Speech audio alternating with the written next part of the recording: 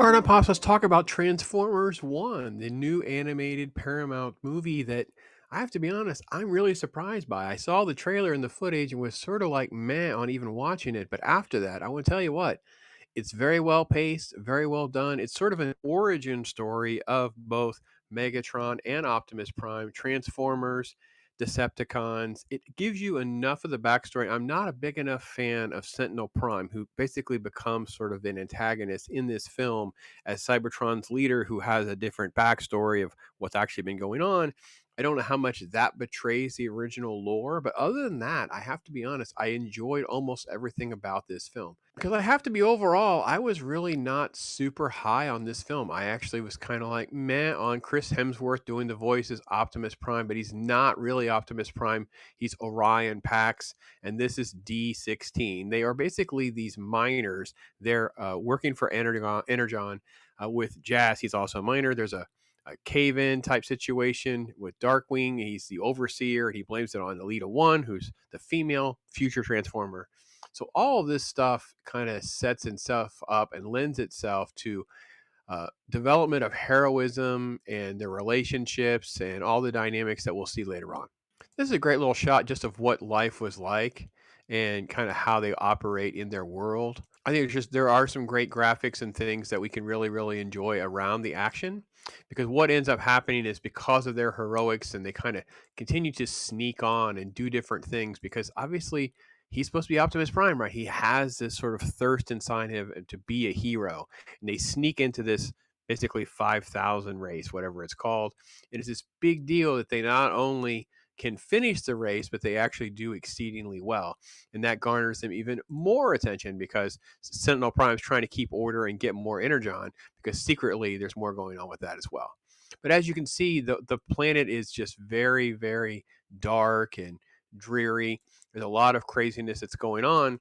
And as the movie goes on, we sort of like figure out like what actually has happened, what is the backstory here, and what had happened to the primes. Now, the trailer did give us a lot more information than we kind of had in the film, so you have to kind of get pretty far. The movie is very well paced, and to get here where this uh, they get their cogs back so they're able to transform.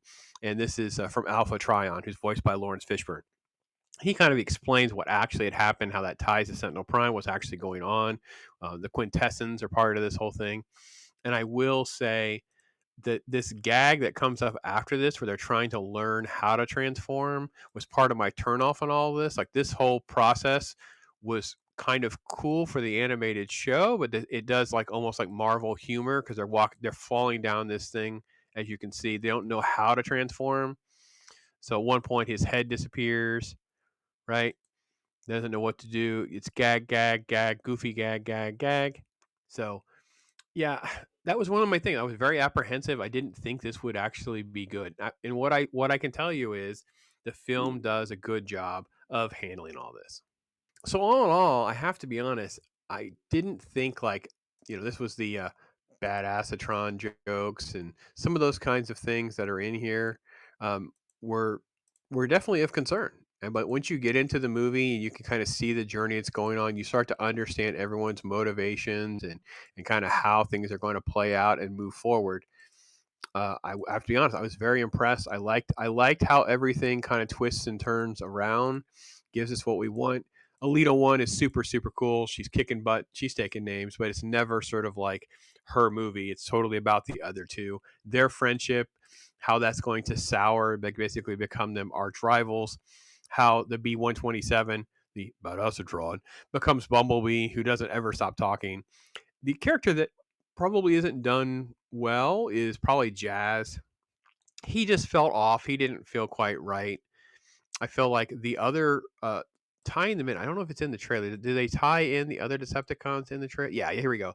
So Starscream, Shockwave, and Soundwave are fantastic, and there's a great sort of like setup and backstory here of why Starscream sounds the way he does. So they did a good job with that as well. I wouldn't have thought this was going to pull any of these elements off, but they really did. And I have to be honest, even the goofy gags and some of the moments that happen here.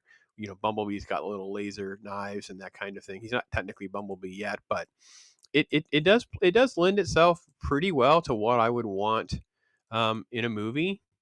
And something that can get kids interested. I think it can do a good job for Hasbro to want those kids to want toys. So all in all, I'm going to give Transformers One a really positive review. I'm going to lean into this and give it a 4 out of 5 for now. I don't know the rewatchability yet. I'm going to do a rewatch with my grandkids to see what they think about it. So on the low end, it's like 3.5 out of 5. Very, very solid. 7 out of 10. Very strong. I'm assuming that the rewatchability is there. I don't know of any major lore. There's tons of Easter eggs in this movie, even like on the nose things for the newbies, like more than meets the eye, and he has a rollout line and things of that nature that everyone's going to know. But the battle scenes are great. The epic ending just makes you want more. It gives you everything you want to kind of get people into Transformers again and talking about it. So if you guys have seen it, you guys tell me what you guys think. Thanks so much for watching. That's my take on it. I am